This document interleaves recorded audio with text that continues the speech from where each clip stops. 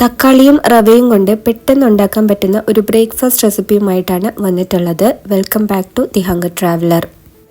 10 മിനിറ്റിൽ തന്നെ ഈ വിഭവം തയ്യാറാക്കിയെടുക്കാം. അതിനു വേണ്ടിയിട്ട് ഒരു മിക്സി ജാറിലേക്ക് 3 മീഡിയം സൈസിലുള്ള തക്കാളി വലുതാക്കി മുറിച്ചത് ചേർത്ത് കൊടുക്കാം.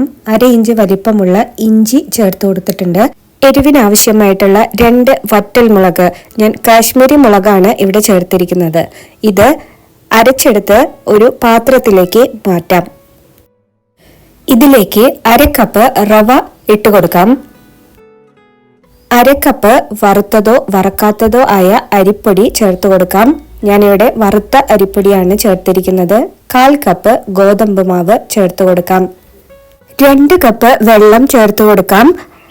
ഈ മാവ് നല്ല ലൂസ് പരുവത്തിലാണ് വേണ്ടത്. അതുകൊണ്ട് ചേരുവകളെല്ലാം ഈ പറയുന്ന അളവിൽ തന്നെ ചേർത്ത് കൊടുക്കാൻ പ്രത്യേകം ശ്രദ്ധിക്കണേ. കട്ട കെട്ടാതെ ചേരുവകളെല്ലാം യോജിപ്പിച്ചെടുക്കാം.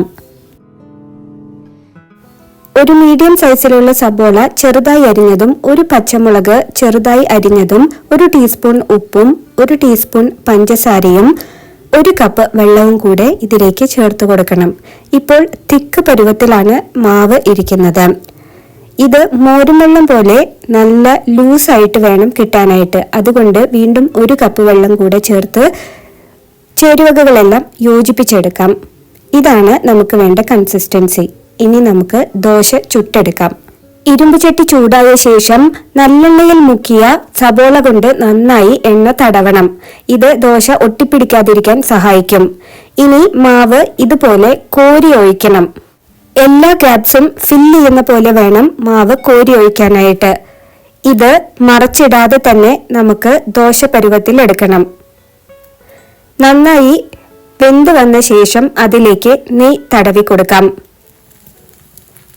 സോഫ്റ്റ് ആയിട്ടാണ് ദോശ വേണ്ടതെങ്കിൽ മറച്ചിട്ട് വേവിക്കാം. ക്രിസ്പി ആയിട്ടാണ് വേണ്ടതെങ്കിൽ ഇതുപോലെ ഒരു ഭാഗം മാത്രം വേവിച്ചാൽ മതി.